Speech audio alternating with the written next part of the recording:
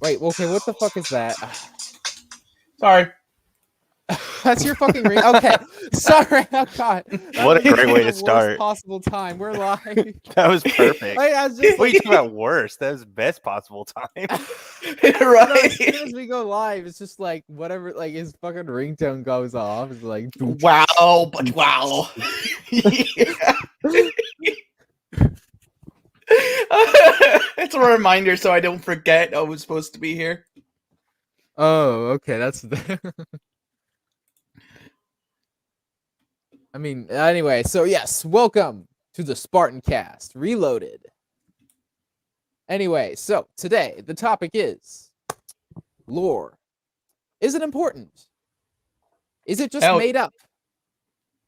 Should it be disregarded in favor of creating an actual new canon? These are questions that we seek to answer, and we might drive ourselves mad trying to find answers. Well, I don't even know what I'm saying at this point. I'm just trying to. My opinion, lore. Hell, if it's important, yes, it's the best way to immerse your audience, your people you're playing with. It's the best way. Lore. It freshes out the universe that you're in.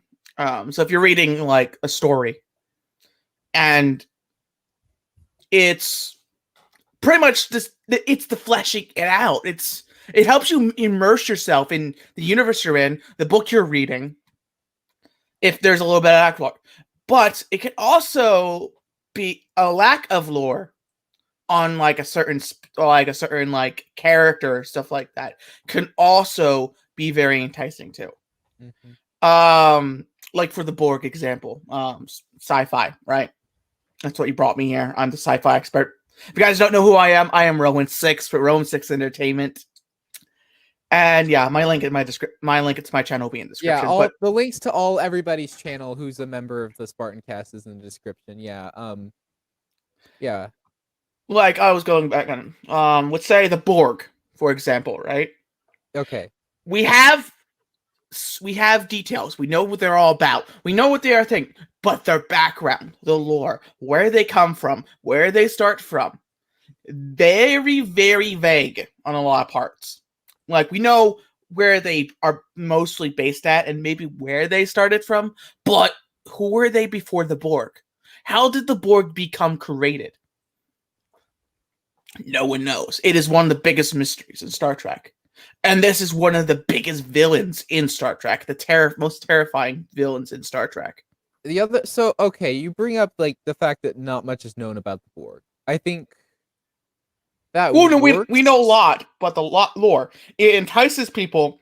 The lack of lore on some things, like if you make a big badass villain like the Borg, and you give them, make them super strong, and you make them enticing, like people want to know more about this villain, and then you purposely leave out their lore in a lot of cases. You give them enough to keep them fed, but not keep them fed enough, but they're still hungry for more. You know what I mean? Okay. It's a balance. You have to give them something, but the absence of things. Star Wars. Actually, first question. I'm not a Star Trek fan, but do they actually make Star Trek novels and like Star Trek comics and other expanded material? Yes. Okay, so they do that like they do in like with Halo and Star Wars. Yes, they do. It's one of the big three for a reason. The big three are Star Wars, Star Trek. What's the other one? Stargate. I've never heard of Stargate. Oh, you should watch it. It's really good. Oh my god! After this, I just have to get everybody. We have to get everybody onto like a Stargate episode or two. Get them into that. What was the movie? Last night on Discord, some friends and I were watching the movie Hunt for Red October. Really good movie. Highly recommend. Yes, it really inspired me to want to read the book because they said one of my friends said that the book was more in detailed with all the different plot lines and shit that was going on. So yeah, no, definitely interested into in Tom Clancy. It's a shame that Ubisoft had to kind of drag his name through the mud. It happens. All their shitty games. Man, those first games were good though. Splinter Cell, Rainbow Six, Ghost Recon. Yeah. They had some really solid ones, but then over time they've kind of just messed it all up. Wait, That's what happens. isn't That's what Ghost happens. Recon like something they completely made up? They just put the Tom Clancy name on it. It might be referenced in some of the Rainbow Six novels. I don't remember. It could be an alternate, like side project that Conrad wrote himself. It could be something like that. But yeah, it's but I mean, it would have to be something like if it's like Tom Clancy's Ghost Recon. You would want like Ghost Recon to be based off like a Tom Clancy book. Like you would like of the same names. A lot of things. Here's the thing: books are sometimes better than anything else. Like sometimes the books are better than the movies. Like the Ender Game, the Ender Games. What was it called? Ender's Game. Yeah, I remember that Ender's book. Game.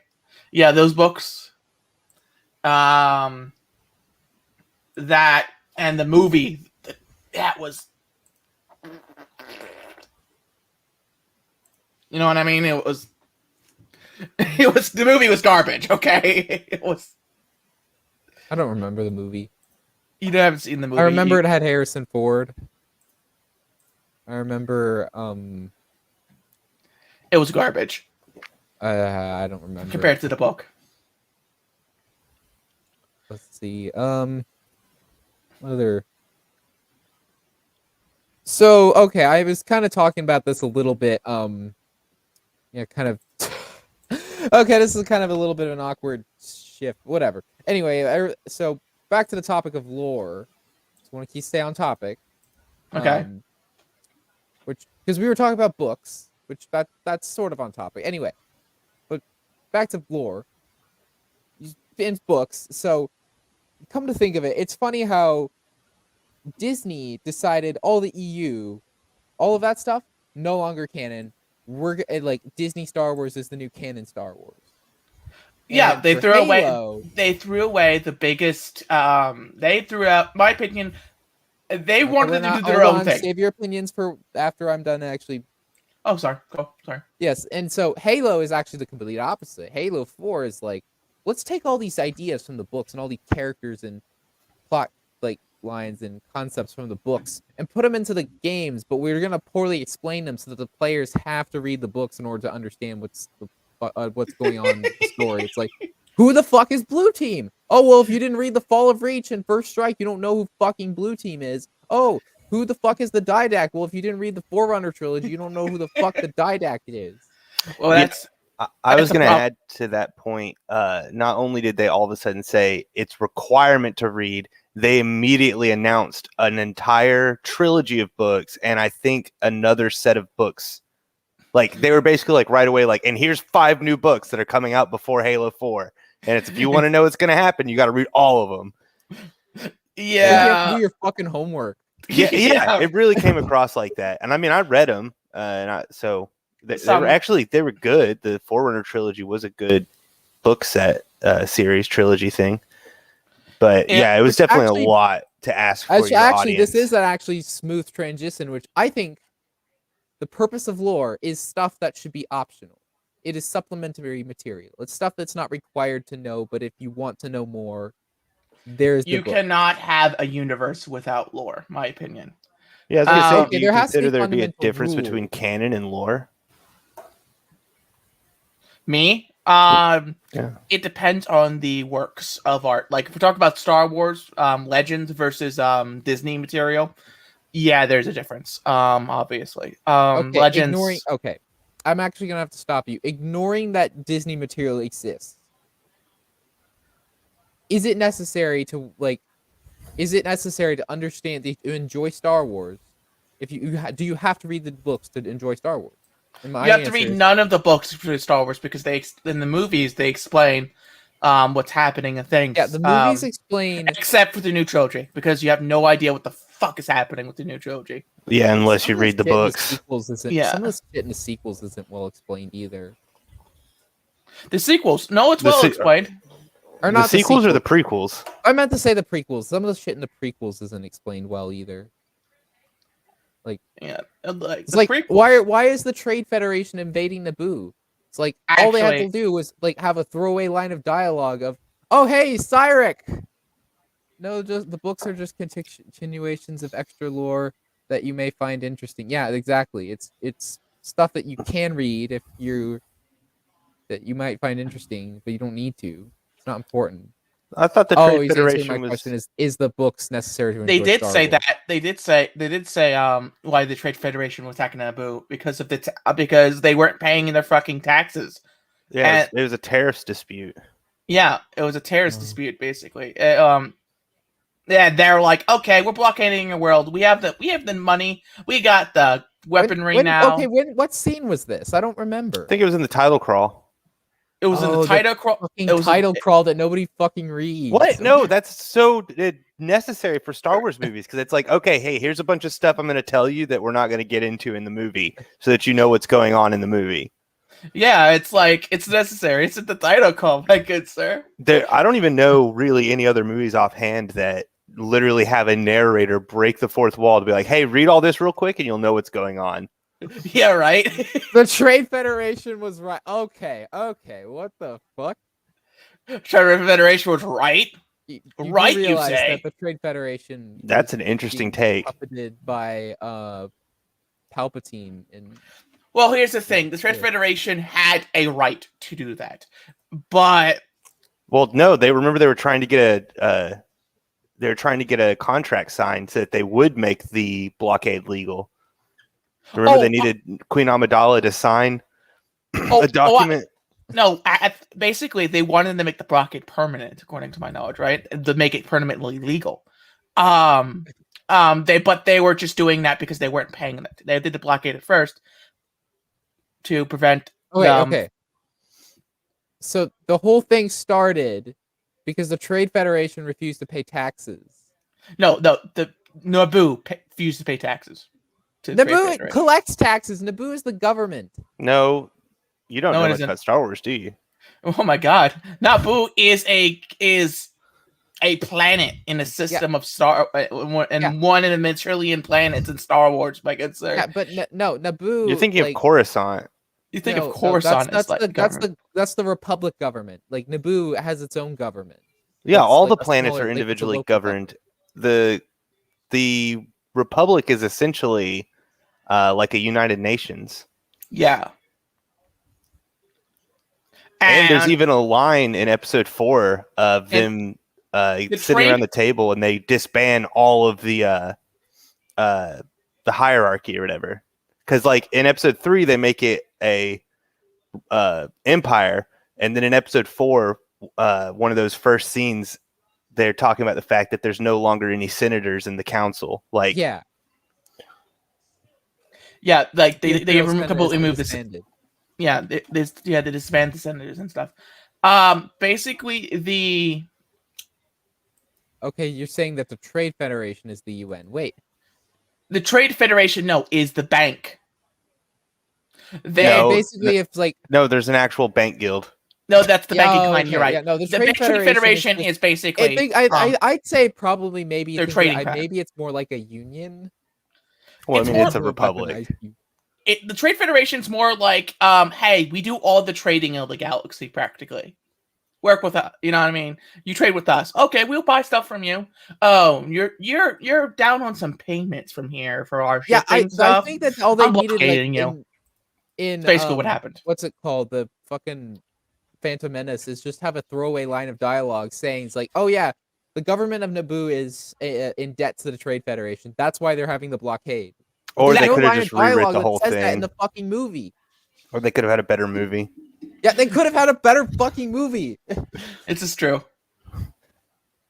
See what I mean by like this shit is not explained in the movie very well. Like if the whole plot of the movie is that like Naboo's in debt to the Trade Federation and the Trade Federation is having a blockade because they want the money, then which is ridiculous because they're probably spending a bunch of money on the blockade, But still, that would make more sense. It's not like the bad guys in Star Wars have any sense of budget or scale any in the first place. I mean, look at the Death Star. How much tax dollars do you think that costs? The Trade Federation are rich as and they were doing this because Palpatine wanted them to do it so they can cause a galactic incident, since Naboo is one of the most influential planets in the galaxy. So they can shake things up. They wanted actually, and I pointed out that I think we were talking yesterday, and you do this all the time. You're like, see, it's like, again, none of this was explained in the movie. So, I'm explaining it. Some of it was explained in the movie. Some of it was explained in the movie. What? Yeah. Have you watched The Phantom Menace? I have, but did you read the title crawl? Did you read the title crawl? Did you pay attention to the dialogue, or just did you like pay attention? I pay attention to the fucking stupid dialogue. It's not all explained. No, I'm not saying it's all explained. Yeah, no, we're not saying that. There is enough. Was in the movie. Okay. Oh wait. There's enough in the movie for a basic understanding of what's going on, but it is a little bit contradictory if you really dig into what they're talking about. Oh yeah, I can admit okay, that. But if the plot of the movie would be so because the Trade Federation, like the government of Naboo is in debt to the Trade Federation, why the fuck would they care if they're so filthy rich that they can have a blockade? Because they're okay. I don't think they are that rich. No, they're filthy rich, but there's no such thing of being more richer. It's, oh, you're in debt. Oh, you owe me money. Well, that's money I want. Give. Oh, yeah. I can't pay. Oh, then we'll make an example out of you. So everybody else will pay. Here's the thing. I don't think they go over that in the movie, though.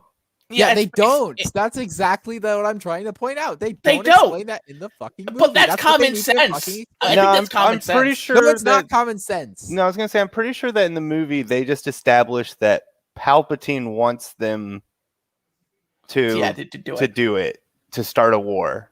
Yeah. And that's it. They wanted to start an incident, basically. International, like a galactical incident. That way they can get the Chancellor out of power by saying that he was incompetent. Cyrek says Naboo was not paying their share into the Trade Federation. No, there was nobody looked into it. Nobody knows what the actual issue was. From trading with anyone else. No, I think basically that's why they sent the Jedi there. And the Jedi were sent there illegally, mind you. Well, the Jedi are basically like the the galactical peacekeepers, and the Jedi have their own, Yeah, but see, the thing is, the council or whatever didn't vote on it. Not the council themselves, but like the Galactic Senate didn't vote on sending Jedis there. The Chancellor did a direct edict to send them there to figure out what was going on, and that's why when it came to light, it was like, oh, you're doing this illegal stuff. Like, you're sending investigations without getting. That'd basically be like, hey, we're sending in a Delta Force to go to another country, and it's like, but like in the United States, the president can do that though, because the president is the commander. But if it's an act of war, he's not allowed to. Yeah, no, I mean, technically, Congress has to declare war, right? But I mean, in reality, so sending people with weapons in, and all the stuff that they get into on the planet, it was all an act of war. Why are we talking about real life governments? No, I'm talking about Star Wars. Like, we're not even sure how it functions because it's not explained in the movies very well, despite the fact that it's a republic. As long as you know how republics work, then you understand how it works. Do you know history, like about republics and stuff? Let's see. Yes, hold on. Because that's all. That's all you need to know. Okay, so all right. Cyrek says the only thing the TF mess. Oh, okay. The only thing. Oh, the only thing the Trade Federation messed up with was trying to kill the Jedi. But even they were sent illegally, as the Jedi were not supposed to be into political squabbles. Yep, exactly. And which is why Which is why, if you want That's to, one thing like, this is why you don't like rely on the Jedi to keep it the peace. You rely on Spartans. Because Here's the thing. Spartans have legal jurisdiction everywhere. they sent- here's the thing. No, the Spartans. Spartans were illegal as well. Oh no! See, I'm a Spartan 3, not a Spartan 2. So I'm legal. I'm totally Spartan 3s were also Spartan 4s are the only legal ones. What do you mean? Spartan 2, like, or Spartan 3s were So he's illegal. He's an illegal alien. not an No, illegal alien. no. I'm not a fucking alien. Do I look like a fucking Sangheili? Anyway, basically, you know what I would have done if it was the Trade Federation and I figured out they were Jedi? Oh, they're Jedi. Okay, and they're investigating me. I wouldn't send in my whole my whole droid forces on the deck to kill them. That's a stupid idea. I would kindly be like, "Oh, hello. What can I do for you?" You know, and mislead them as much as fucking possible. Yeah, they should have just really played nice with the Jedi. Okay. Shit. I'm a living war crime. Okay, good to know. Yeah, so Spartan 2s and Spartan 3s are war crimes. And remember, Um, Spartan 2s weren't made to fight aliens. We didn't know the aliens were here. Yeah, that's true. They were made in Yeah, order the to Covenant go didn't- outside yes, of legal I fucking jurisdiction. know that the Covenant. I didn't know. Of course I know that the Covenant didn't show up until 2525. I'm just saying, the Spartans were made to kill other people that were part of our own citizenship 25, yeah. because Whatever. they were rebelling. Yeah. That's the future for you. Just as corrupt as the past. Oh yeah, I am from the past. Yeah, because the insurrectionists wanted to be independent from the UNSC. Hmm Yeah. But the UNSC is a dictatorship. Well, the UNSC is the military branch of the dictatorship. The military branch of the dictatorship. I think lore isn't optional. I think context is needed. Like you needed context. You need some context. But if you're going to have lore and other books and stuff like that, I guess it's fine to keep make it everything fun. Lore is fun. Lore is fun. Yes, lore is the greatest. Lore is the best. Yeah. Lore is needed. Yeah, I mean, we wouldn't have had this argument if it wasn't for it. Yeah, right. About Phantom Menace. But okay, actually, bring it back to the Phantom Menace. Like, I think the Jedi are completely justified being there. It's like, okay, imagine like you're running a restaurant or something. Well, what do you mean by justified? Okay, let me explain. I'm giving an example. Okay, let's say you're running a restaurant. Because do you mean legal A fish. or do a you fish, mean moral? Okay, let's say you're running a fish taco stand. Yeah. And Hold there's on. There's too many rat turds in your fish taco stand, and then the health inspector comes in. Oh, yeah. Your without a example's already warrant, wrong and you because it's decide to legal fucking shoot jurisdiction. him. Like The that's health not a, inspector has legal like, that's not jurisdiction. a reasonable response. Hold on. It's like, I mean, Hold yeah, on. it's not like Hold on. Jedi are no, here's the thing. I've been reading about this. Actually, it's I personally I think it was completely legal. Jedi are known as during this time they were mostly used as ambassadors. Absolutely. As an ambassador party, they sent Jedi to see if they can see like, hey, what the fuck, what's going on around here? You know what I mean? because Like, it would look bad if you were to like fight the Jedi. Because the Jedi are seen as peacekeepers, and if you're ambassadors, trying to go yeah. go against the will of the peacekeepers, then you look like the bad guy. Yeah, rest of the sure. galaxy. I'll give you that. But the thing is, they were sit there illegally. Yes. Nobody voted that this was a good idea. I mean, but they Chancellor again, Valorum they went still like, around the Galactic Senate and made it so. which I like the fact that they respond. Although I feel like they were like illegal, but the fact that like the Trade Federation responded with violence, aka trying to kill the Jedi, that's where they lose that's where they lose the moral high ground. Like once again, back to my health inspector thing. You don't fucking try to shoot the health inspector because you're hiding illegal rat droppings, and just because he doesn't have a fucking warrant to search your fish taco stand, you don't just fucking shoot him. You kindly say, hey, you well, actually, no. Castle doctrine. Aren't you protecting your property from an illegal invasion? You have an intruder aboard your ship. that wasn't authorized to be there. So you're But just you're defending also, yourself. Castle doctrine. You're also I assaulting invoke an castle officer. doctrine. You're also assaulting an officer, which is also a crime. Yep, I still invoke castle doctrine. If a police officer goes into your house without a warrant, you are able to defend yourself. You better have a really fucking good lawyer for that. God Yeah, damn, oh no. yeah. No, I Getting actually. into like American legal systems. Well, that's the best thing we can have to represent it real world legal systems. I know it's like, but I just think that's so funny because Wait, isn't America non-existent in your time? Well, I mean, it does. I just think it's funny because like law in general, but like is very interesting, especially like so the American law system is based off the English law system, and that's also very, very interesting in it itself because like in court, with like all of the like where the law is left up to interpretation, the court can make an interpretation, but however that like their first interpretation basically becomes law and you make your decisions based off of previous court cases. Yeah, that is basically how the legal system works. Yeah, which in a nutshell. yeah, which there are strengths and weaknesses. That means you don't need to make a new decision every single time. However, the downside is when they make wrong decisions, that usually leads to a lot of like unjust punishments. And, like, yeah, no, I mean, yeah, American history is interesting. And American court and American law. True. Interesting stuff. But we're not here to talk about that. This is for another time, for But another channel. But you have to keep in mind, because of the judging decision, that's why we have the the jury to make the final say. You know what I mean? Yeah, this law normally. Okay, hold on. Okay, so this comment. Why are the Jedi bad?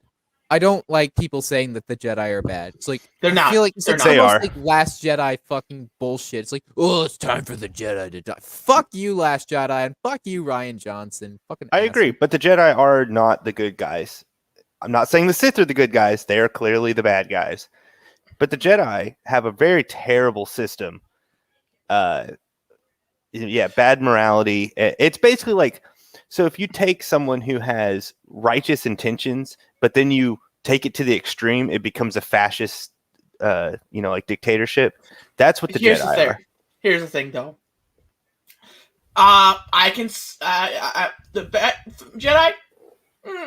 I don't see them as okay, but you don't see. Here's the thing. That would be true if there's ability, if morality wasn't a factor. If it was a fascist decision, yes, I can see the Jedi doing a lot of bad things. They do kidnap children. No, actually, hey, well, the UNSC does that. So if the UNSC does it, they're then that also must be not okay. good. They might be heroes, but they're not the good guys. There's a difference. They don't kidnap children, by the way. They talk to the parents, and the parents give them their children. They do not kidnap them. Okay, so they groom children from a young age into a religious doctrine to be fanatics. Then those who wash out and don't make it to apprenticeship, do you know what they do with them? They become farmers. Stuff they like that. Force them to work for them as slave labor for the rest of their lives. No, actually, they can leave the order anytime they want. Mm-hmm. It's true. There's many washouts that left the order. Then you also have the fact that they have this giant library, this wealth of knowledge that no one is allowed to access except those that they deem able to access it. It's like the CIA saying, "Hey, okay, we have this wealth of Jedi knowledge." is not the CIA. Yeah, I know, but I'm just pointing out the CIA, like, oh, we have this wealth of knowledge. The CIA aren't the good guys either. Yeah, the CIA is basically the American equivalent of the Office of Naval Intelligence. Yeah, exactly. Like, ONI is not the good guys. Well, I mean, also that knowledge, the knowledge that they have of the general use does have people do have access to it. They just don't have access to sensitive information like the dark side and stuff like that. They don't have access to the stuff like, oh well. Still, who are they to say what is allowed and what's not allowed? They're asserting an authority over people that they shouldn't have. Well, it was given to them by the Galactic Senate. being a hero does not make you a good guy. Having temperance, justice, prudence, fortitude does not along Yeah, I the agree with good thing Cyrek. for morals. Yeah. How about the fact that they become warmongers? You know, actually, so I think that could actually be a good, interesting story in of itself. Like having a guy who's it a is. hero fight a guy who is a good guy and a hero. Oh, that would be interesting, wouldn't it? Death Note. Ah, yes. They- That's a perfect example. yeah, His that's death- why But it's so it's- good. Yeah, that's why it's so good. Your hero is an anti-hero, and then the good guy is the bad guy. Like the good guy's who you're fighting against. Yes. Yeah. The guys who actually try to stop all of the murder. Unjust murder. Yeah. So, anyways, the Jedi also become warmongers that start leading battalions of troops and totally go away from their entire doctrine of, non-interference or just being ambassadors to being generals. Warmongers. Okay. It's like saying, hey, here's the thing. It's like in time of crisis during World War II. You're basically saying, hey, okay, these police officers, okay, we have in our streets, They're going to start rounding up the Japanese people and putting them in detention camps. Yeah, that was a great call. Yeah. It's not. It's what I'm saying is them going into being soldiers. That is basically what you're saying. It is so they're warmongers. A police officer becoming a soldier. No, I don't think that's quite the same. I don't think the Jedi willingly partaking in the war as like high-ranking commanders, as generals. They have one. The reason that's nothing compared to just like, oh, you're an involuntary conscript. Well, if we go into lore, this explains why they are in the thing. Lore And does this- explain more into this. Let me explain. In the past, Jedi during the Old Republic, before after the time of Revan, it's been tradition for the That doesn't Jedi make it any to become better. generals. Yeah, no. That Like, doesn't and make it here's any the thing, better. Oh, the lore Jedi have is always been warlords. No, That they're doesn't make it generals. better. They Okay, have actually, and this brings up a great point in regards to lore. Lore should not be as an excuse to, if you read the book, it'll make sense. No, that's not what it is for. Again, But Halo 5 and Halo 4 did this. It's nice to and those add. games are fucking awful. Because I mean, if It's you like, really like the well, Star and Wars books, universe, like the Vidrax, blah, blah, blah, Personally, I don't think they're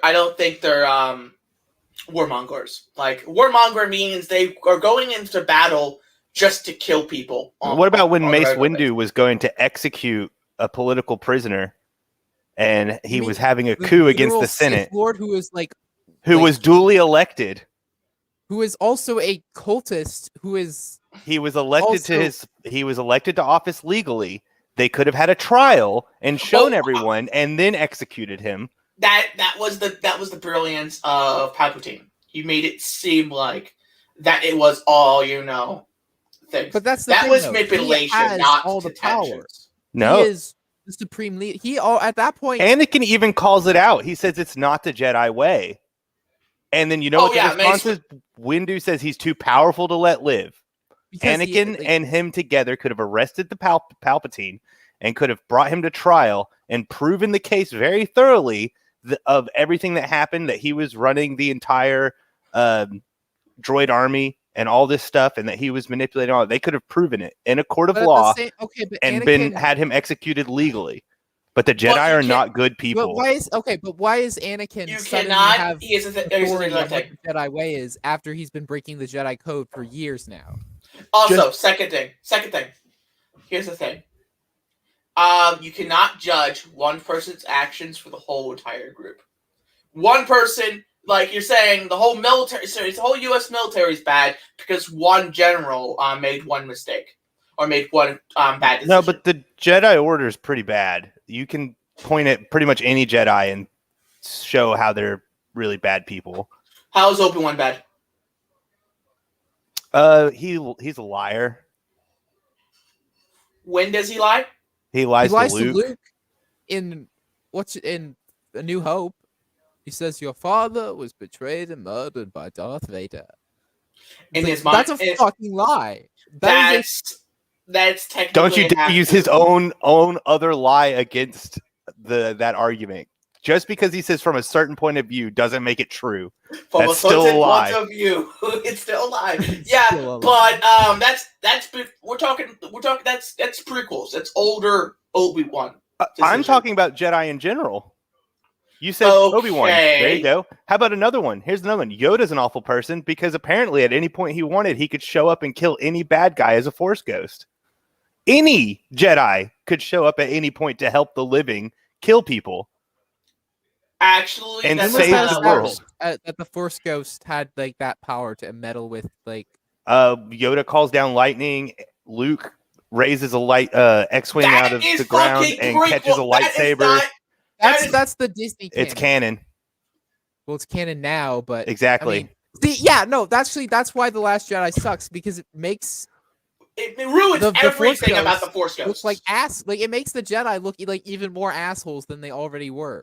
Here's the thing: the Force At least you Ghosts, worded it purpose the of right movie. way. It's to prove, like, okay, yeah, the Force Jedi Ghosts- had some were basically dumbasses, but we're gonna make them look like irredeemable assholes. Here's the thing: Force Ghosts. They're supposed to be their presence can only be in certain areas. For one, two, they can't really interact. They can use the Force and stuff like that, but they cannot interact with the world at a certain amount of time. They're outside of time. You have to keep in mind. They see something. They see you see time as a. I don't flat accept this surface. defense. They're awful people. The Sith are also awful. The problem is that the Jedi, I'm sure, started off justified and good with high morals, but as Cyrek pointed out in his comment, as time has gone on, it's eroded away. Oh yeah, it has. They've lost that sense of what they're actually there in for. this comment, yeah, but you can make the claim Tainted. that the Jedi are tainted, with considering, yeah. And here's the thing, though. So the Jedi are awful. We can all agree on that now. That's good. I mean, yeah, actually, like, from a I still certain like the point of Jedi view. better than the Sith, but Fuck, I don't see. And here's the thing: I'm just like, yeah, Star Wars is lame. Halo is cooler. 'Cause, You say that's about any sci-fi thing. I mean, to be Okay. fair, what sci-fi universe is cooler than Halo? Like, Star Trek. no. probably Dune. A lot of people Star would Trek argue does Dune. not have power armor. Star Trek does not have Yes, Like- it does. fucking needlers and Spartan lasers and Technically, that- it does have Spartan laser technology. It's called phasers. a phaser is not a Spartan laser. A phaser is a little dinky little pistol that zaps you. They have different levels of that, and also Yeah. the phasers can be set to different levels of destruction. They can Yeah. blow holes in walls with phasers. They can blow up buildings in one shot with a disruptor. Like, seriously. Like a Klingon disruptor destroyed like a fucking big silo, So what you're incinerating. saying is that this little dinky little handgun is firing a semi-armor piercing high explosive round. It's a disruptor. What it does, it disrupts the molecules, the atoms, the bonds of atoms, holding it together. So basically, you're pretty much making the metal, the surface of the thing, useless. It basically breaks down. So you can have that, or you can just have a sidearm that shoots a big bullet with a high explosive. Starship Troopers also got really good lore Oh yeah, for a science fiction. I need to Yeah, read yeah. Starship Troopers. I've been told by Cyrek that like the society is way different than it is in the film. Oh Yeah. yeah, it's fucking. It's a libertarian paradise. Yeah, it's a libertarian paradise. Libertarian paradise. Join the military, and then you'll become a great person. No, if you want to become a citizen, then yeah, you have to join the military. But if you just want to live your life with complete freedom, then you don't join. You just don't get to vote or hold office. Yeah. You have to join the military to either vote or hold office. Okay, But but other than otherwise- that, everything else is you're good to go. Complete freedom. okay. Like, yeah, that's Seems pretty reasonable to me. I mean, And I'd it's say only that the 2 United years of States, service. I mean, Yeah, that's true. You only have I to don't serve know. for I 2 can't years. Really say on that too much. Yeah, but in that 2 years, you're either going to be dead, or Yeah, you're showing that you have what it takes to actually be someone that is going to be running the country. You have that bravery and that self-sacrifice, the willing to give yourself up for the betterment. We're like, yeah, fair enough. But I mean, here's the thing, though. I'd prefer we no offense, I wouldn't want to join the military if I was going to be fighting alien bugs that would suck out your brains and then have your knowledge. Yeah, forever. You realize that is my fucking life. You just described my whole job. The Starship Troopers in the books are actually a lot more like the Spartans, where they don't have a ground force where they send in hundreds and hundreds of people. They usually send 2 or 3 heavily armored tank. Basically, they're flying, walking tanks. It's the originator of what mech suits or whatever, more power armor. Yeah, the original power armor comes from Starship Trooper, and they all had thruster packs, jump jets, huge missile pod bays, laser guns, machine guns, and so you'd send 3 in, and they'd level an entire city themselves. So it's basically like a miniature. It's kind of like the what is it called? The Mjolnir Mark III or the Mjolnir Mark I, or where it's you're talking about the one where it's got a giant cannon on the side of it and everything. Yeah, exactly. They're more like that because they're big, bulky things. But you only need 3 of them to beat an entire army. Yeah, where they heavily armed with heavy what? Speaking of power armor, speaking of the lore, I think something that really a universe that really benefits from the lore is Warhammer 40k. Oh, Warhammer 40k. So Warhammer 40k is defined by the fact that it's almost purely lore. Yeah, exactly. Lore. There's the game, and then there's the lore that is based off the game, and then there's the expanded lore, the novels that exactly greater define the canon of. Hey, I'll be right back. All right, yeah. Anyway, let's those see. Power armor guys, the Space Marines power armor. Oh my god, it's genetically engineered badasses that are then put into super power armor. No offense, I'm pretty sure a Space Marine versus a Spartan, Space Marine would just slap your ass. This so many fucking times that I'm so fucking sick of it. It's I get that okay, so the Spartans on average are 7 feet tall. Their weapon they have recharging energy shields. So okay, but here's the thing though, actually to think of it, I would say that the closest weapon comparably to the the bolter is probably the brute shot from Halo 2 and Halo 3. Yeah, it seems like Spartans can survive 2 or 3 shots from the brute shot. Well, the brute shot is not really the ultimately automatic, and it has a very low solid thing. We're talking about an automatic, basically an automatic RPG / grenade launcher that's firing basically bullets, explosive rounds,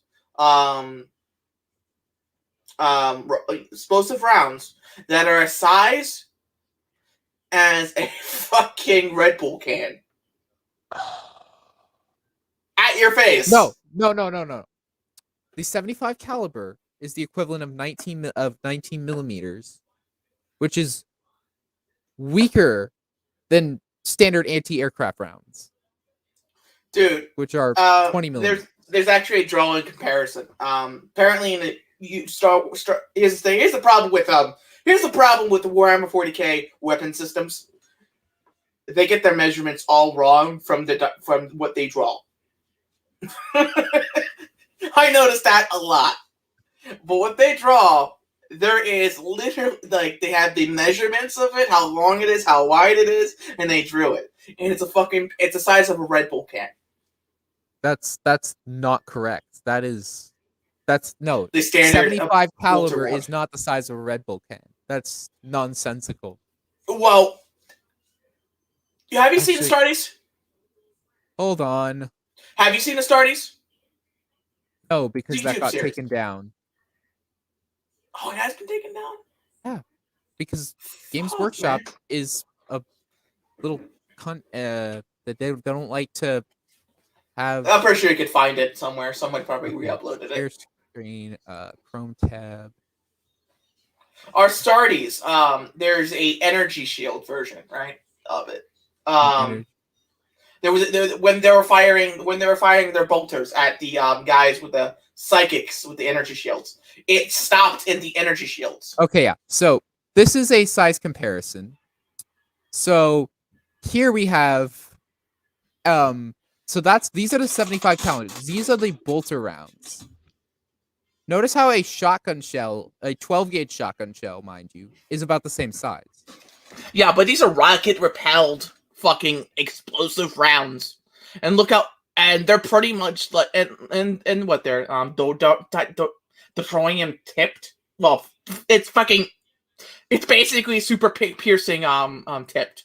Yes, and you do realize that the M6 Magnum, then Halo, is also semi-armor piercing high explosive round. It's basically the same exact thing, except it's a 12.7 millimeter or 50 caliber. So it's 2/3 of the, and here this is 50 BMG. That is 12.7 by 99. Like that is a very like the 50 BMG. Like so. But here, yeah, dude, here. Oh yeah, that's super big. But here's the thing: I'm talking about mass versus thing. Look the size of the bullet versus the shell. The shell is bigger than the bullet. But yeah, the case, and here's the thing with ballistics, velocity is the thing that will essentially but beat out here's the everything thing. else. So you can have a smaller bullet, but if you have a higher velocity, you are going like. It's why the M4 and the M16. Oh yeah, I agree. But in the Warhammer 40k universe, this is a 2-stage repellent. It has the first repellent, and then it's rocket repelled. Okay. Reaching its twice the velocity. What's the cannon velocity? Like the muzzle velocity of a bolter? Give me a second. I have the velocities sections. All right. Give me a second. But yes, so meanwhile, the Unsc sniper rifle, 14.5 millimeter. So I don't know. I can't do the conversions in my head to what that is. Okay, so if this bullet here is half the mass of that. Okay. It has a 2-stage repellent. In the normal with a basically sci-fi shit, pseudoscience sci-fi repellent. Okay, so so it doesn't give me a muzzle 14.5 millimeter would be 57 caliber. Okay,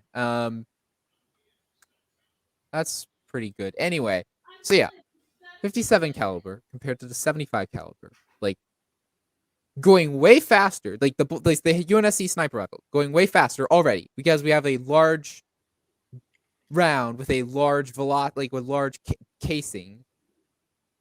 And not only that, like so we have a casing. And so only like that, but the specific rounds that the UNSC sniper rifle fires are APS. Here's another thing. These are sniper rifles. Usually, they're not going to be, used in a rapid fire sense on the battlefield.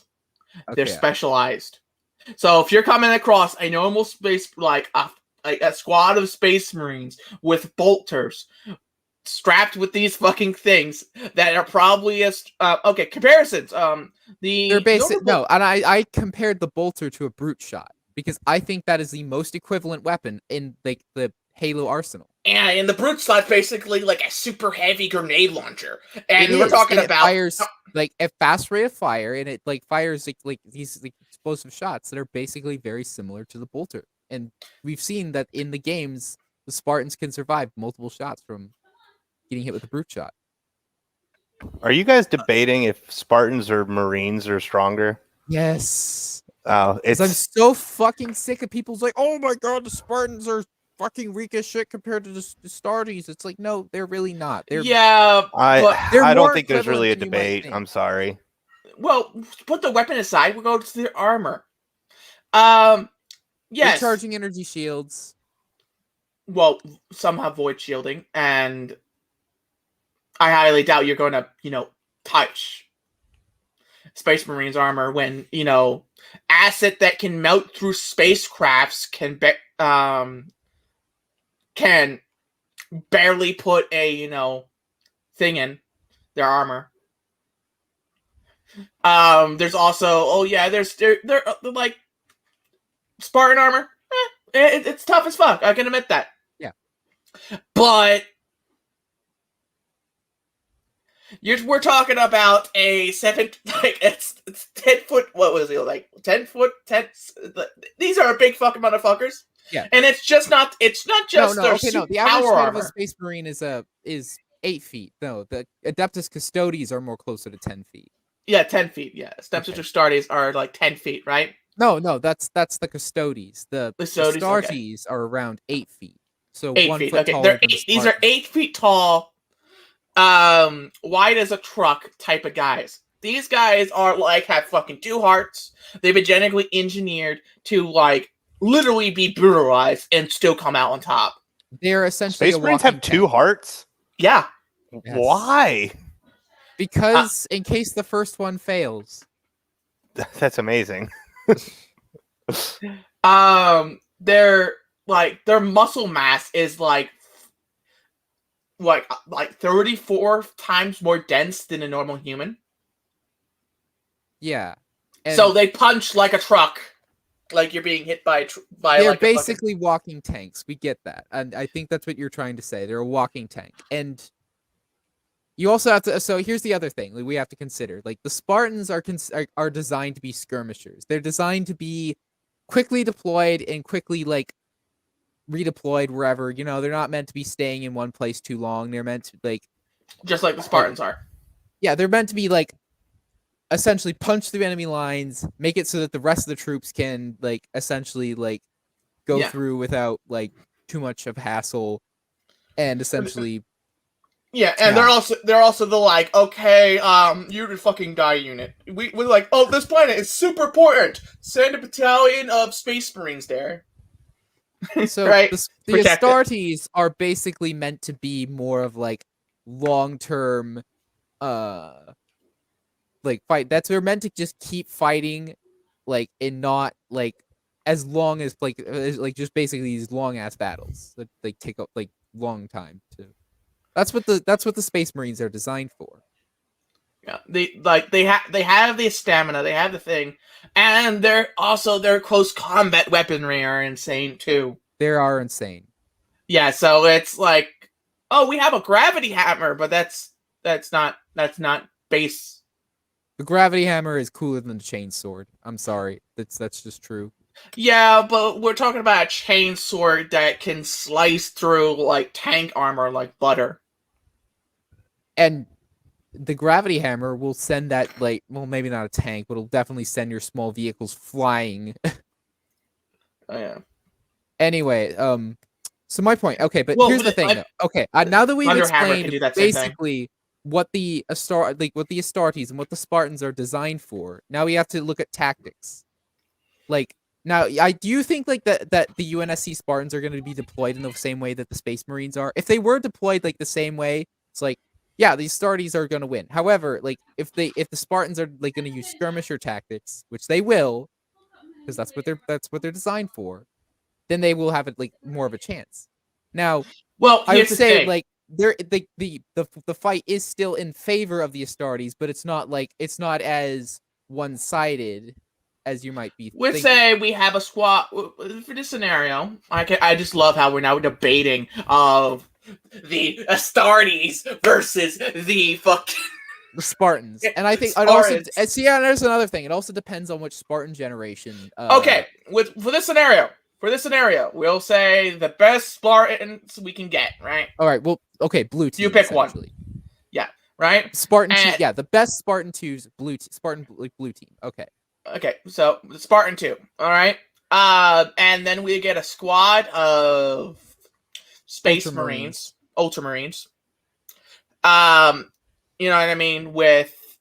Because each squad has a commander, and they're always, a lot tougher than anyone else. Let's be honest. Deployed, right? They're on a both unfamiliar planet to both sides, right? All right, They so both crash land, right? let's say they crash land on a Forerunner installation world. Now that the Spartans will be more familiar than that. It has to be equal trade. No, well, okay, and that if that's the case, equal trade. Talking about equal trade here. We'll talk about All a right, forest world, okay? A forest world. Forest world, but that's something that like both sides would be familiar. You said it would have to be unfamiliar to both. But it has to be equally familiar. A forest world. Yeah, right. Equally familiar. Both equal trade. I thought it had to be unworld. So I thought like a Forerunner installation world that like nobody's discovered world. Like say Requiem. It has to be equal footing. That's what I'm trying to establish. Okay, right? Okay. I see what you mean now. Like because the UNSC would be more familiar with Forerunner technology in Forerunner worlds. So let's say the battle. Okay, you said a forest world. Let's just say it's like on the forest moon of Endor in a completely different. Take it out of Star Wars. They've never seen it. Somehow they appear on this planet. You know what I mean? Like the UNSC is like, why the fuck? How the fuck are the artificial worlds built by like ancient aliens? How are those like more biodiverse than the planets in this galaxy? It doesn't make any sense. Right? Yeah. And they don't know both are on the side. They are trying to find high ground so they can get a signal off the planet. And they meet on a mountain range. Okay, mountain range. Okay. The question is, who will see first? Spartans, because the Spartans have the radar, on the heads-up display. So does the Stardies. They have radar. They have radar technology built into so both of them would see each other. Yeah. Wait, how far? What? Like, okay, actually, so how far is the Astartes radar? What's the distance? It's actually super insane. Okay, so it's not even just like a close range radar. It's like that way, because in the games, like the Spartan radar mini map only helps in close quarters. Exactly. So like, I think the Spartans will be like, hey. Why are we being shot at? Yeah. But here's the thing. The Sardies come around, right? Set up ambush because they know, and they'll know. Like, wait, I see something's on the radar. Doom, doom, doom, doom, doom, doom. Bolt guns going in. All right. We're saying a standard squad of Space Marines. So a standard squad has a heavy unit.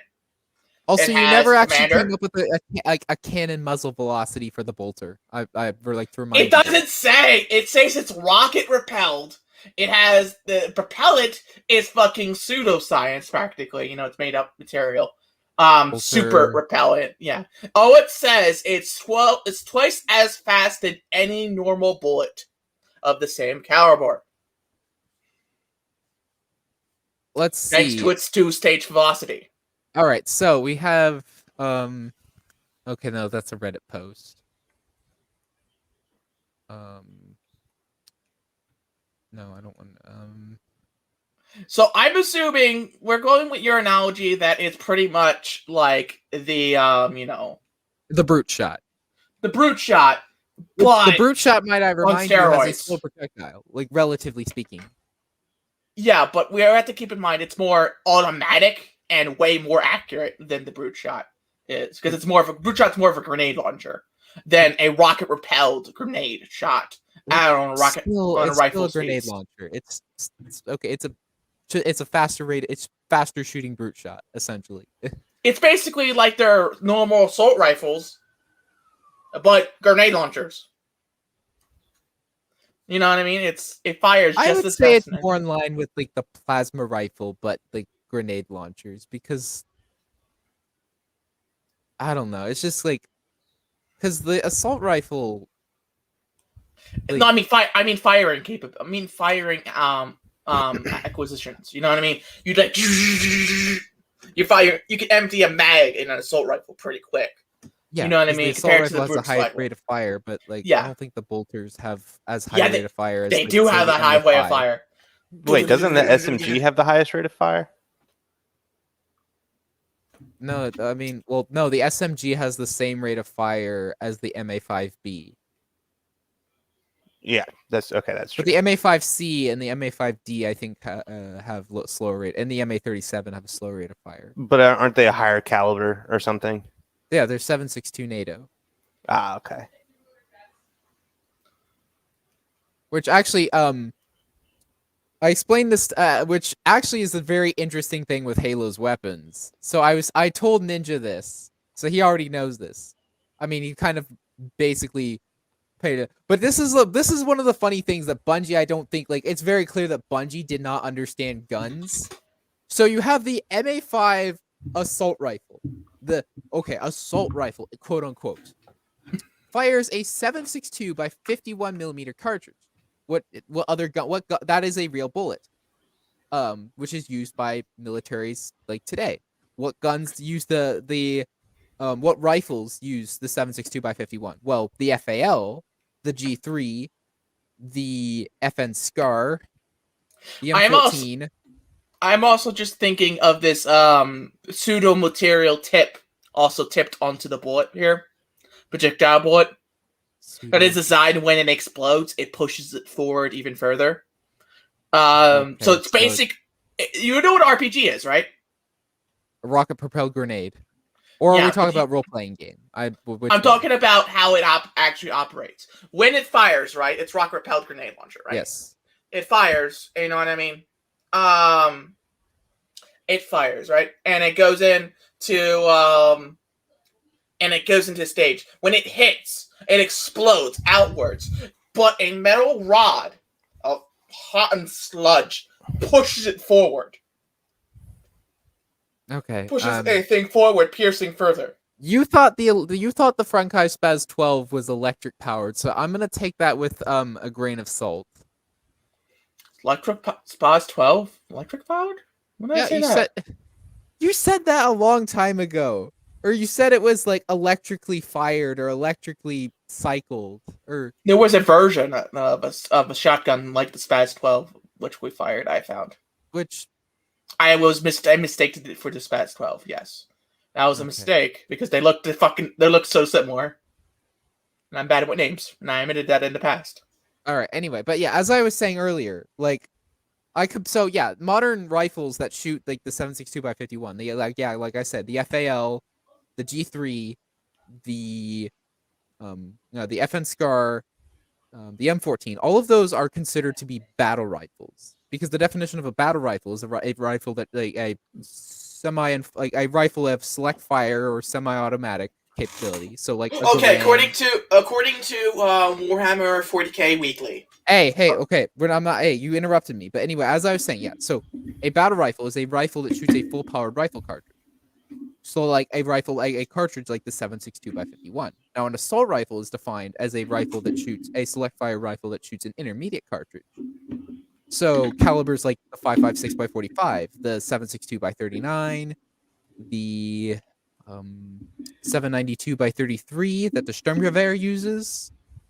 Those are all intermediate cartridges, so all of those are assault rifles, which is interesting because in the Halo, the battle rifle shoots a 9.5 by 40 millimeter cartridge. But it's burst fire. It's a made up bullet, essentially. Well, for the Halo universe, that doesn't exist in the 21st century. But, however, comparing it to similar bullet calibers like the 9 by 39 used by Russians, which would be considered an assault rifle cartridge, but here's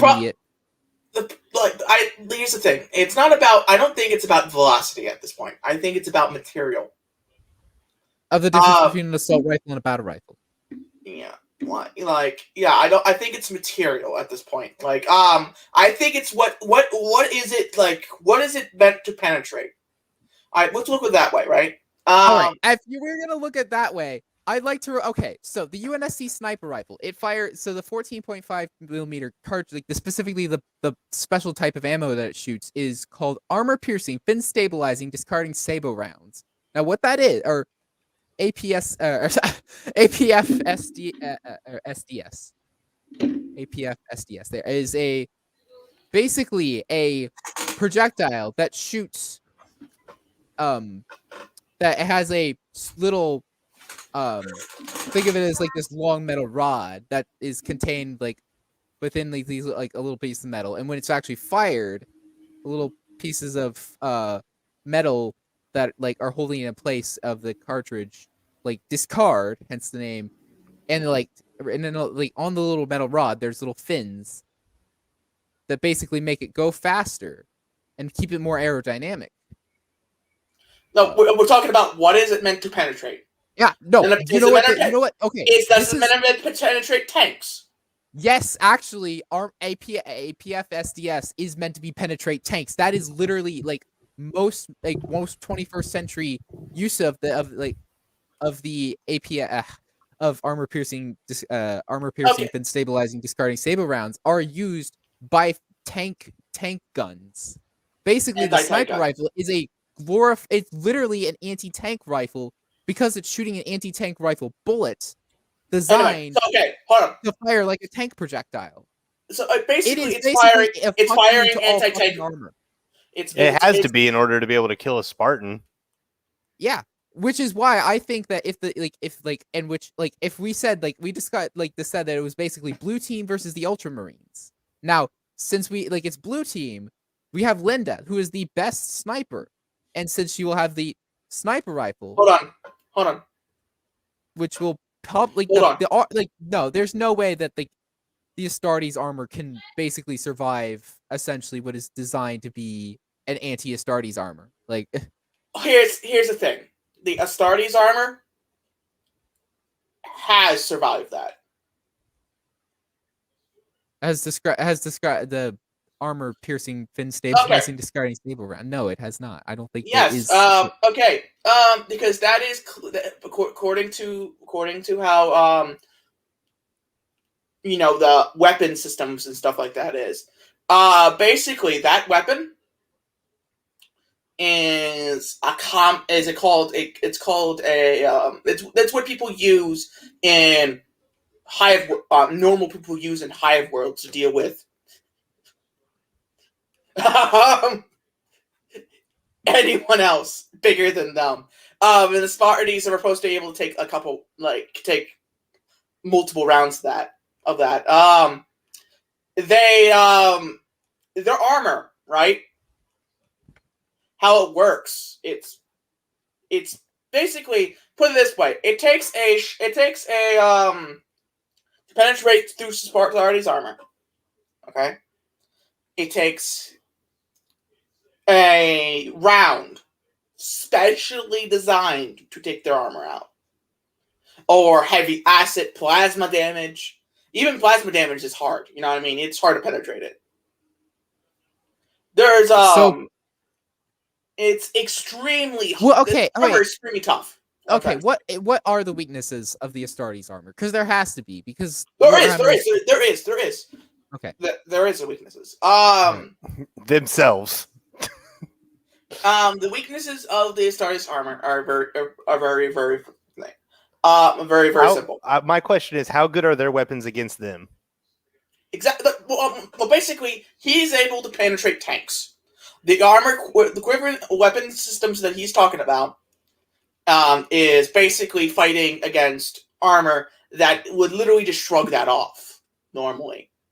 Yeah, but can a Space Marine kill its teammates?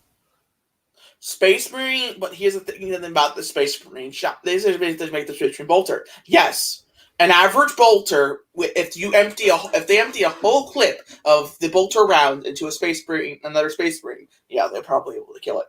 Okay, so Spartans win. But that weapon is specially designed to penetrate practically anything because of the tip. Yeah, and the Spartans are really good at using enemy foreign weapons. Like, we didn't know anything about the Covenant, and Spartans were immediately able to pick up and use their weaponry on the field. Yeah, Okay, that's fair enough. That's fair enough. But I would say the recoil would literally blow their arms off. No, it would not. Bullshit. Oh, it really Fucking hurt. regular ass humans use like the heavy machine gun versions of the bolter. No. Regular humans used a modified bolt pistol, not the normal bolter. No. No, The I'm not bolter talking is- about the bolter pistol. I'm talking about their the heavy machine gun that the Imperial Guard use is basically a heavy bolter. See, all you would need for the Spartans to win this, especially if you're talking about blue team, is Linda would just have to shoot someone in their dominant arm right at the joint enough times that they drop their weapon, and then John will sprint, grab the gun, and immediately murder everyone with it. I think one shot would be enough because, considering I'm saying it doesn't matter how many shots it takes. Linda can hit the same spot over and over. She's the best sniper. Oh yeah, I don't doubt that. But well, here's the thing. Yeah, so basically, they get a hand of the bolt rifle, right? Bolt rifle, right? They get the gun of a bolter rifle, right? All right. But first thing they're going to try first is emptying their clips into them, and by the time they do that, I'm pretty sure Space Marines will close the distance and probably kill half of them. Okay, well, that means... We're talking about religiously fueled death machines designed to kill practically anything in the universe. That sounds exactly like the Covenant. Okay, we got it. Like... No, I mean religiously fueled death machines that are specially crafted to kill anything in the universe. Okay, so the Hunters. Just more of them. The Hunters, but on steroids. Like, these things are like they have no fear. No offense, Spartans, they still have fear. I can confirm that. I have read The Flood, and yeah, Master Chief is kind of afraid of, like, the Flood. Kind of. In defense of that, that was written by someone who'd never played the game, right? That's true. But they have shown fear. You're right. He played through on easy. He played it on the easiest difficulty, though. Yeah, he played it on easy. You're right. Because he mentioned the shotguns in what 343 Guilty Spark that aren't Those only there. Spawn on easy. Yeah, there's a few things he mentions that are only on easy. But yeah, it's Ooh. But yeah, the Flood. Like the Spartans have fear. They're still human, but Space Marines were removed from that. These are things that, like, oh, you blow off their arm. They will still fight you with one arm, one leg. Well, yeah, no. The point of blowing off the arm was just to get the gun on the ground. I know, but I'm still saying the gun will be still unwieldy to them. They might not rip off their arm from the recoil, but when they fire, be like, oh, fuck. I can't control it. No. Chief can control the they can't. Shot. Chief can control, like... Brute shot, yes, but... Okay. Chief can control the recoil of the fucking UNSC the sniper rifle. Like, literally an anti-tank rifle. Like... I think that Chief can handle... Wait, what about the fact they can rip a minigun off of its mount and carry it and fire accurately? Yeah, so can Space Marines. Yeah, that's fine. But actually, we're handling the recoil is the point. Fire at a rate of fire of, like, what, 100 rounds per second? Well, the only point of that example was just to say that, I think they can handle the recoil. Yeah, I think they're strong enough. And also, I think that, like, if there's anything that would have an uncontrollable recoil, it would be a minigun that fires a rate of fire of 100 rounds per second. Okay. Like, but here's the thing. We already established that the Space Marines would see them before they see them. Right? Well, I mean, on radar alone. I think so, yeah. On radar alone, right? So, we're saying the sniper, no offense, Space Marines, they're so smarter than the Spartans. They're like super geniuses on steroids. That's how smart they are. Also, the average lifetime of a space marine is practically unheard of at the moment. So these people are old as fuck. That's true. Because they have the experience. Space Marines are specifically designed to be long. Like they're designed to. Okay, think of it like the Army versus the Marines. The Army is meant to be stationed in one spot for a long time, whereas the Marine Corps are meant to be like skirmishers, where we send you in, you like take out the main defenses, and then you go back into like you come back. Well, I'm talking about experience here. I'm talking about strategy and experience here. You know what I mean? I'm pretty sure they'll be smart enough to take out the sniper first. If they see their first. Well, we already talked about the USNC have radar, but it's close range. Well, okay, the Spartan, like specifically the Spartan helmet radar. I think that like if we're going by the armor system. Yeah, but they like I know for a fact the Astartes armor dove for kilometers with accurate. So basically, you can't stealth the Astartes. I find a lot of this stuff to be you can stealth the Astartes, but you just have to like have like specialized armor and stuff. Like the there are stealth units, you know, in and the thing. It's just you have to keep in mind that for a normal unit that doesn't have stealth technology, can't really they'll know you're there. Like I'm picking up 4 life signs a couple kilometers away. You know what I mean? What if we use Covenant's active cloaking? Well, we're assuming they have their base. This is base Astartes, space base. You know. Okay, yeah, thing. You're right. No Covenant technology. Yeah. Unless the Covenant are also here. No, the Covenant aren't here. That's a totally different scenario. Let's be honest here. The Astartes will probably team up to kill the Covenant because they would rather kill other Covenant, other aliens. But the UNSC is still heretics technically because we don't know. They don't know that. They just know they're humans. They're not alien. Well, as soon as they find out that the UNSC are essentially what they think are heretics, then yeah, they will turn on them. Oh yeah, but they don't know that right off the bat. You know what I mean? Wait, so then you're admitting that stealth is totally an option? Because if they're saying that, we're talking about humans. We're talking about a head-on-head fight. I'm saying if there's aliens and there's humans on the other thing, they would ignore the humans and go for the aliens first. That's what I'm saying. But there's no aliens on the planet. Okay, but actually the question is, Ewoks. do the Astartes even know that the UNSC... Well, there's no Ewoks on this planet. Well, we said it was the Force Moon of Endor. Are we on Endor? Oh, yeah, but it's been exterminated from Ewoks. Oh, Exterminatus. Oh, it's Exterminatus Endor. But wait, wouldn't that give the... Oh, wait, no, they would not, because I'm sure the Spartans have operated on glass worlds, and if... I guess, right? No, there was a bioweapon before they got there. It killed all the inhabitants there, okay? No, I think a Covenant glassing is the perfect excuse. Right? Yeah, Covenant glassing. Okay, fine. The Covenant just glassed the Forest Moon of Endor.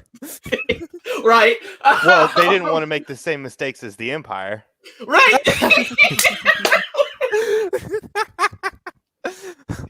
Let's fight the Ewoks here. Fight the little furries, right? No, it's like the Covenant's like, fuck this shit. We're not even gonna try and adopt them into the Covenant religion. It's like not even worth it. We're just gonna glass the entire No, wouldn't planet. they be doing the same strategy they did with the Hunters? Because didn't they glass the Hunters' homeworld in order to get them to join? I thought that anyway. It was one of the Covenant. The Hunters were too strong for their ground forces. So they were like, we'll just glass the planet. Okay, you give up? And they're like, okay, fine. Yeah, fine. Okay, so basically they pulled like a Nagasaki and Hiroshima on them. Yeah, basically. Basically, yeah. But yeah, it's... Yeah, they did something similar to that, to the Grunts. I'm just saying experience. They experience versus their experience, no offense. I'm pretty sure the Spartans will win over experience alone. Well, okay, but that if this is the case though, like you've already admitted that that the UNSC and the Imperium don't have a reason to fight each other, other than No. the UNSC might be heretics. No, here's the thing. They would have a reason to fight each other. It's because, one, they are not part of the Imperium of Man, so they would try to conquer you. But if there was another alien presence on the planet, I'm saying that the Astartes would totally, Focus on Go them for- first. yeah, like, oh, these are the biggest threat. Let's deal with this, and we'll deal with the other humans. No, possible heretics. So okay, humans we so don't know there's about. a squad of Chaos Space Marines and a squad of Orcs. They're gonna go for the Orcs first. No, they'll go for the chaos because they know they're more of a threat. Because I'm talking they're about definitely- if we're on a planet, right, and there's humans, right, on the planet, and then there's orcs. They'll go for the orcs first, and then the humans. But like, if they know that the humans are not with the Imperium of Man, but they're also not worshiping chaos, they're still gonna try and kill him. Oh yeah, probably. Or make them cement if they refuse, kill them. Okay. I mean, and then kill them. You know what I mean? They either are with the Imperium of Man or not. That's basically what it is all about. That's basically what it is. okay, I know in Warhammer there's some technology that's lost to time. Yes, Dark Age. Okay, so what are some examples of technology that are lost to Plasma time? weapons that don't explode when Okay, so the overcharged. UNSC doesn't have that. Well, they have the Spartan laser. No, plasma tech. This is plasma weapons. Like these I are know, like, but yeah, you're right. Actually, laser. That's laser. Yeah, the Spartan laser is basically a laser. big fuck you las gun. Yeah. Well, for example, big fuck you las gun, and that won't fucking touch Spartan armor. Las guns. The las gun is considered. I mean, yeah, the las gun's pretty powerful, but it's basically essentially like if functionally it would be like very similar to the plasma rifle. Well, a las cannon probably hurt us. Okay, a las cannon, which would be the equivalent of a Spartan laser, which that would be a big fuck you. Yeah. But that's a cannon, not a regular infantry laser weapon. technology is common for the the average human forces. The what's it called? The Imperial Man's main force, which is basically humans with like laser rifles. Yeah, the las the gun. cannon father. Yeah, and las cannons. Yeah, I think that's so funny that basically the Imperial Guard are like the grunts. Of like the they're just the best example of Dark Age technology is relics. Relics are basically fucking relics. Relics are like big, better guns, stuff like that.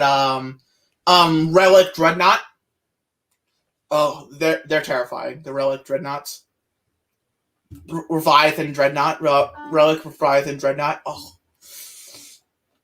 I am pretty sure one Relic Leviathan Dreadnought, no offense, will destroy your I'm just wondering, because I'm just wondering based off what we know about the UNSC technology, what technology do you think the UNSC would have other than artificial intelligence? Because I know that the Imperium has a thing against artificial intelligence.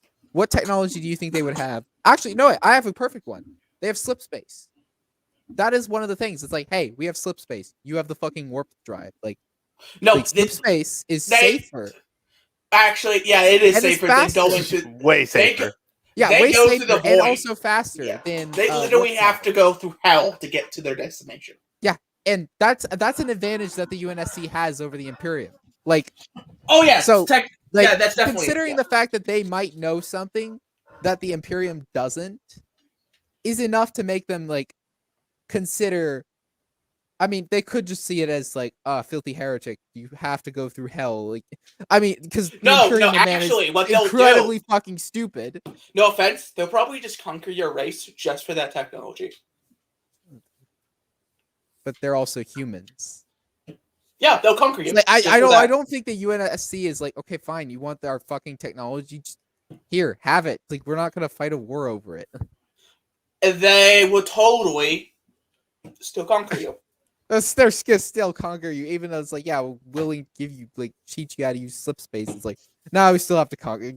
Fuck it. Warhammer 40k is just, like, again, the Imperium of Man is just idiotic sometimes. Here's the thing. This describes Warhammer 40k. War. Basically, yeah, it's just like, yeah, there is never a time of peace in Warhammer. Yeah, there's 40K. never peace. There is no peace. There is only war. Yeah, but if any of them were good guys, then that would kind of ruin the game, wouldn't it? Yeah, exactly. Yeah. There is no good guy. Everyone's evil. Everyone's evil. The funny part about this is probably the closest thing you can get is the good guys are the space commies, the blue space commies. The Tau Empire. Yep, I thought they were the space weebs. This weeboobs, yeah, the space weeboobs. They're also commies, basically. They're communists. They're basically based off of the old Russian communists, but in space, but blue. Wait, they're actually okay. Austin, how do you feel? How do you feel about the Tau Empire being the closest thing to being good guys? I don't know enough about, like, what do you mean? What's that? Okay, the Tau Empire. The Tau Empire. Okay, they are literally the closest thing that you can be as a good guy. Because know why? They're not the only reason they're the closest as being good guys is because they're not bloodthirsty. Oh well, that's nice. Bent on destruction. That is it. They're bent on preservation of their species and stuff. Like they're like, oh, you want to fight us? Okay, we'll fight you. Oh, you retreated? Okay, we'll let you retreat. You're not in our space anymore.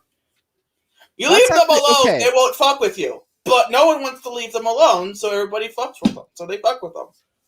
So that's actually an interesting thing, because I think, like, okay, let's say the UNSC just happened to just magically somehow stumble across the UNSC or the Warhammer 40k universe.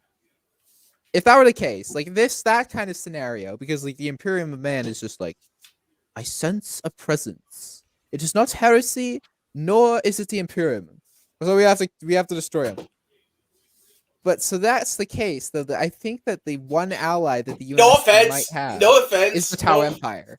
No offense. The Imperial Man will, if they verse the Imperial Man versus the UNC, they'll win by just numbers. I don't care what technology you have. The Imperial Man also has a bunch of weird shit, like it just the Sisters of Battle that just like drop like what churches, just from orbit, like just just churches. They start playing like giant babies and shit. They start playing. That's like UNS. Just your regular Marine is just like fuck this shit. Like fuck this shit. Like they have in their army. This. You know how big. The Imperial Man army is. It's massive. Infinite. Here's the thing. If this is the status of the war's nutrition. There is no nutrition policy. They won't have if the Warhammer 40k kept fighting at the constant rate as it is, massive people dying, like trillions of people dying every second. There is no shortage of manpower. That's true. Like, no offense, they would win out of pure sheer numbers alone. They might win in space a couple battles, but once they get ships in orbit of your planet, it's either retreat or die. And you probably got on retreat. Basically, eventually, there'll be nothing left of the UNSC. Yeah, but then again, the UNSC also beat the Covenant, which is also a superior fighting force. That the Covenant should have. Superior. Here's the thing: the UNSC had numbers. So superior. The Covenant has superior technology. Which in Warhammer 40k. Well, I don't know. Doesn't fucking matter. I can't say for sure that I can't say that they have better technology, because in some cases they technically do, but in other cases they don't. It's like I said, the two different universes. Like I said, one, the you you can't beat infinite amount of numbers versus a limited amount of resources. They have infinite amount of resources and numbers. You don't.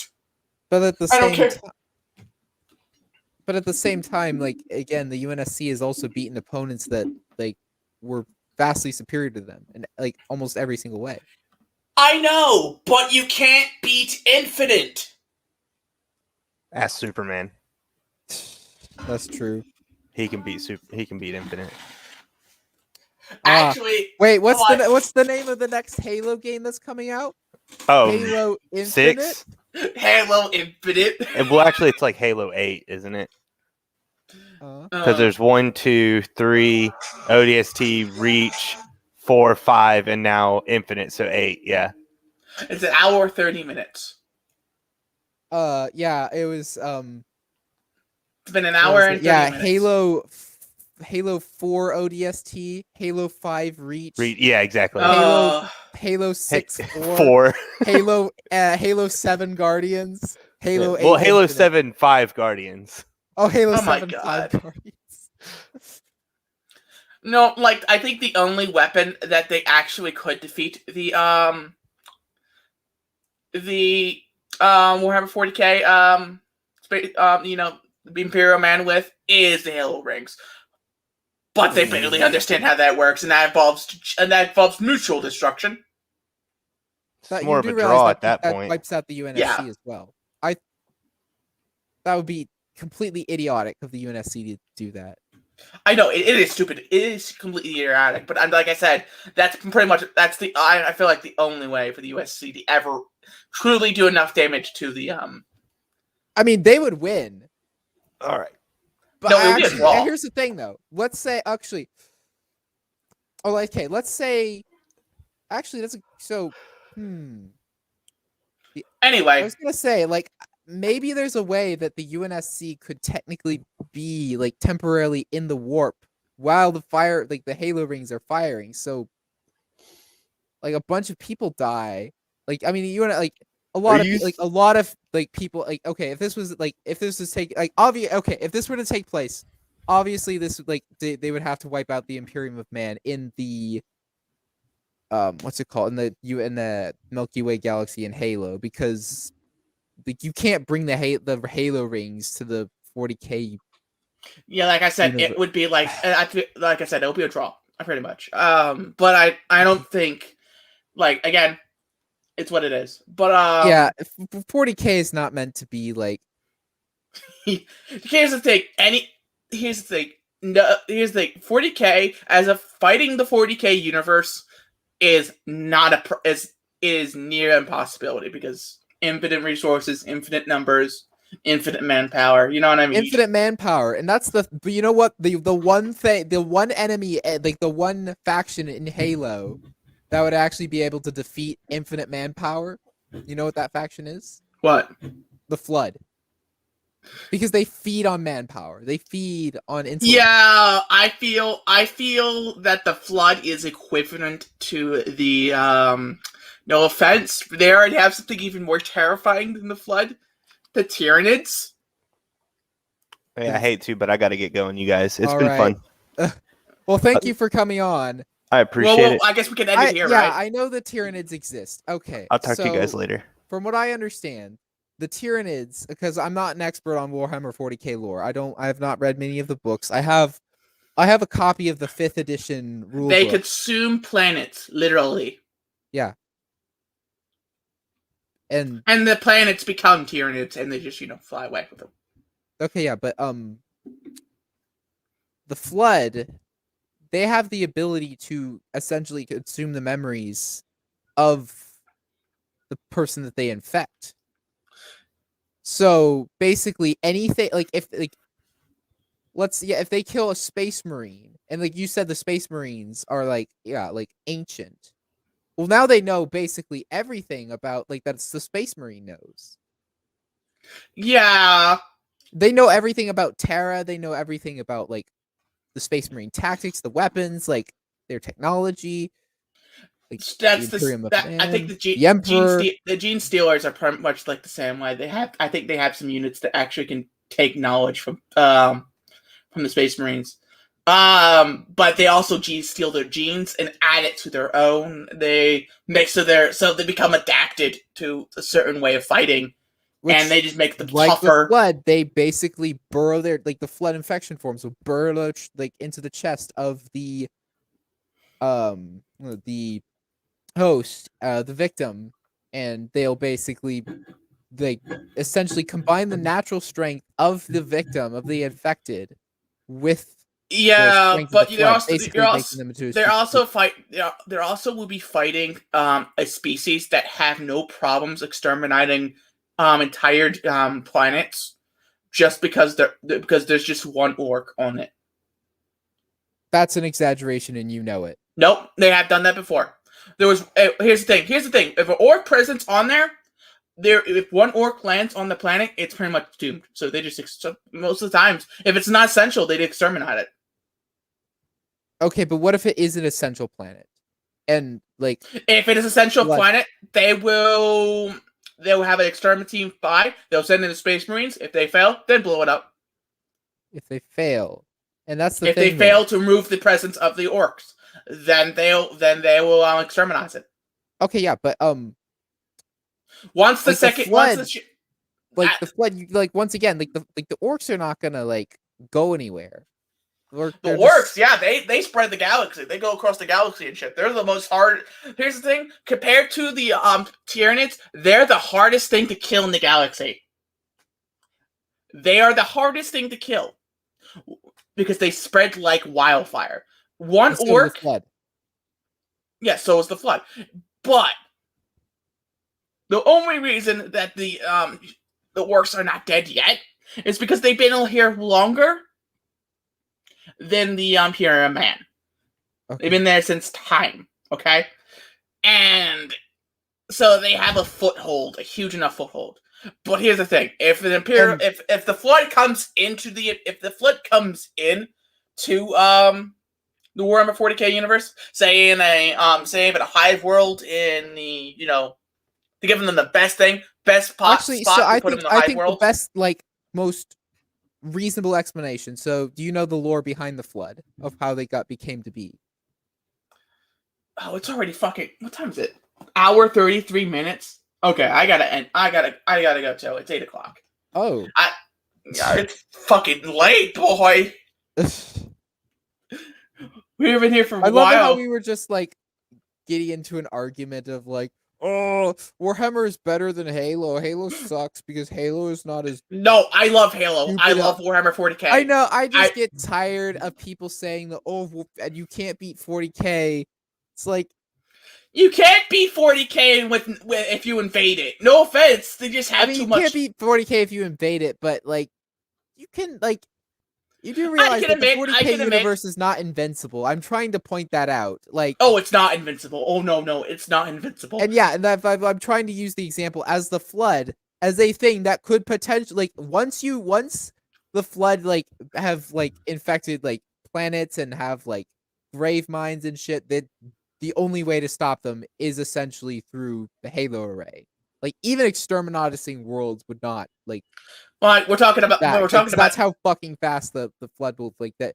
Because that's the thing. The Forerunners did destroy entire planets, but it was too late because the flood had already infected entire Yeah, because they were trying to figure out how to defeat it without destroying other planets. We're talking about people who would destroy planets because it is tainted. It got out of control. Heresy, exterminatus. I mean, I feel you're kind of overestimate. I feel you're. No, these you have to keep in mind these religious field death machines. Yeah, they don't religious, but they're also not completely idiots. They're not just gonna spam the exterminatus button just because one person decided to become a heretic. They do it on a regular basis. No joke. No, they actually have it's called the you ever read the exterminatus procedure. If a world under the Imperial mind control becomes too out of control, there are multiple status of out of control. For example, we're using the orcs, for example, right? If an orc lands on the planet and it starts to propagate, there is a small window of it for a small window where the team can be sent in and deal with the orcs before it spreads. But if it becomes critical mass, or they have the capability of starting putting up resistance, Exterminatus is mostly used on pure worlds. The only time where Imperial Exterminatus is forbidden that is on primary worlds that the Imperial men have vested interest in. It's like Terra. Like Terra, yeah. If it was on planet Earth, they will pull every resource out of existence, out of the universe, to fight the Flood on Terra. They'll send everything. And that's the thing. By then it's too late. And you explaining this actually proves my point that the Flood is actually way more. You're underestimating the Flood because you're explaining the exact procedures on how the Imperium of Man goes about Exterminatus. Like, let's say, like, if they get if they get like a squad of Space Marines or an Inquisitor or anybody who like has any like somewhat like knows anything about the procedures on Exterminatus, the Flood is going to know what the procedures are Exterminatus, and so they will be prepared so when the Imperium of Man comes to Exterminatus the planet, and by then it might be too late, and they can like Exterminatus the planet, and they might have like gone like deep underground. You have to keep in mind, hive minds don't happen overnight. They need a lot of biomass. Okay, but like by then, like okay, if they get entire planets, like by then, like a proto grave mine would form, which is not the smartest grave mine. Like I said, they need a lot of biomass for a grave mine to form. Like, and that's the thing. Like and you actually bring up a good point, is that it does take a lot of time. So the grave mine in Halo 2.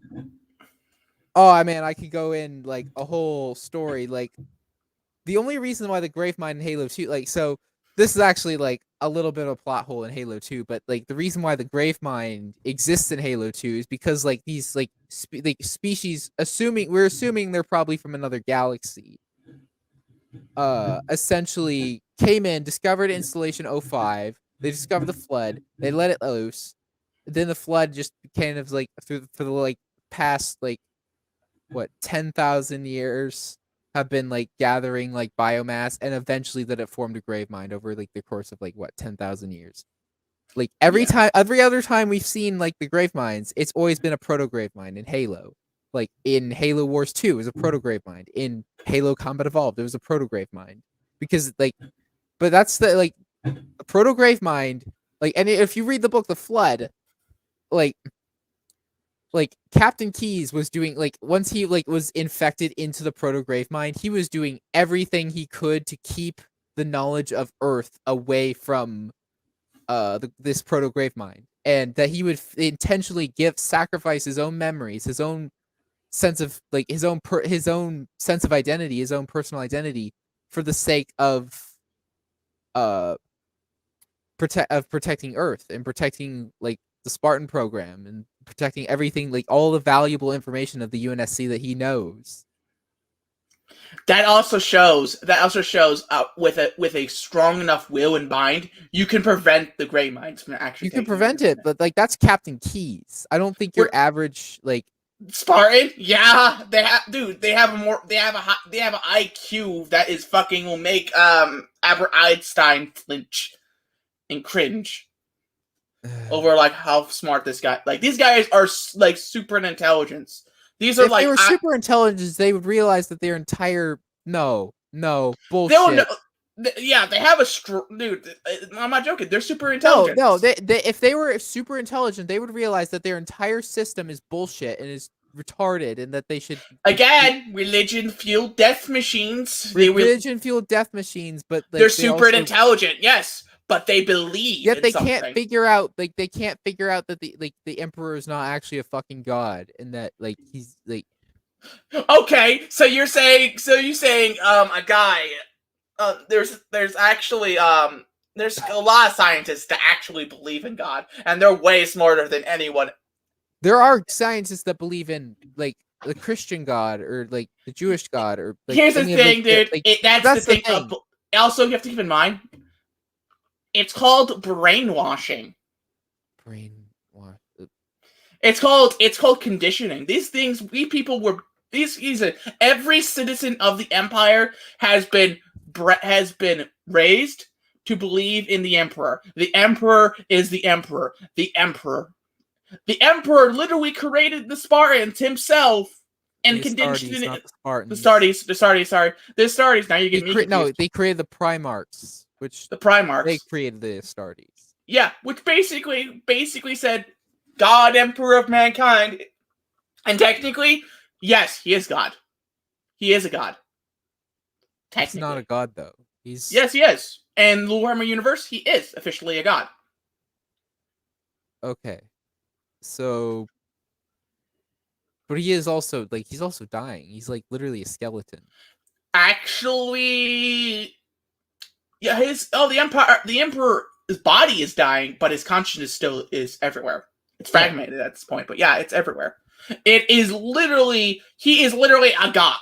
Technically, he came into mortal form to guide mankind into its final. You know, I'm starting to see a lot of Christianity symbols, like Jesus died for your sins, like basically. Oh my god! Somehow Warhammer 40k seems to have do the Christian religious symbolism better than the Neon Genesis Evangelion, where they just throw fucking Christian symbolism everywhere without actually understanding what it means. Yeah, it's basically if these were the Christians on steroids and have hate for everything. I wonder how I think Christians might find that extremely offensive, considering that the Imperium of Man is bloodthirsty crusaders. Dude, then they don't know about their own history, dude. I mean, fucking the Crusades were a thing, and yeah, they're not. I don't know. I do not know enough about the Crusades to say they were the equivalent of. Dude, the Crusades were brutal. They went into that. They went into the Holy Lands, and they raped, pillaged, burned people to the stakes because they didn't believe in their god. And it was brutal as fuck. And let's see. It's funny because a lot of the Muslim terrorist groups are kind of they were heretics and they needed to die. I know, but a lot of them, I'm saying in the 21st century, in the I guess quote unquote modern day, a lot of Muslim terrorists are basically doing the same thing and beheading people and burning people who aren't jihadists, essentially. Exactly. You know what I mean? That's a problem. In my opinion, I'm atheist. That's a problem with it. That's a problem with religion. It gives people an excuse to commit crimes. It also gives people it gives people excuses to commit crimes, and it gives them look. I don't really a moral excuse. Okay, for them. No. Here's the thing. Let's not say religion is bad or religion is good. It's not bad. There are bad parts about having religion in I know, culture, but I'm trying to avoid. It's not all bad. Trying to avoid we're trying to avoid saying heresy. I guess we're trying not heresy, but we're just try to avoid from making an ass of ourselves. Okay, fine. That could upset. Yeah, that's right. Your future kind of yourselves. I'm in the past here. You guys. Yeah, let's just try to I'm trying you don't, to say you don't want to get assassinated. We're trying to be all inclusive here. You know what I mean? We're trying to be friendly and welcoming to the 26th century. 26th century here.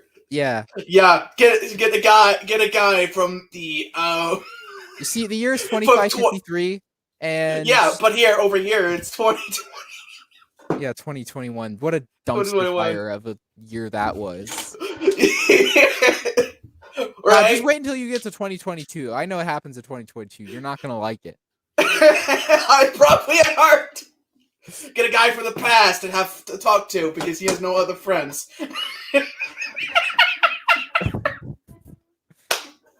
Okay, I'm gonna end it here though. Oh, okay, you're gonna leave? Yeah, I gotta go, man.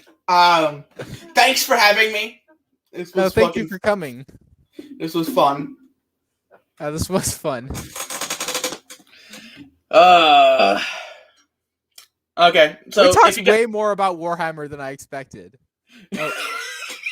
Anyway, so yeah, to wrap this out, see thank you all to the viewers for watching this.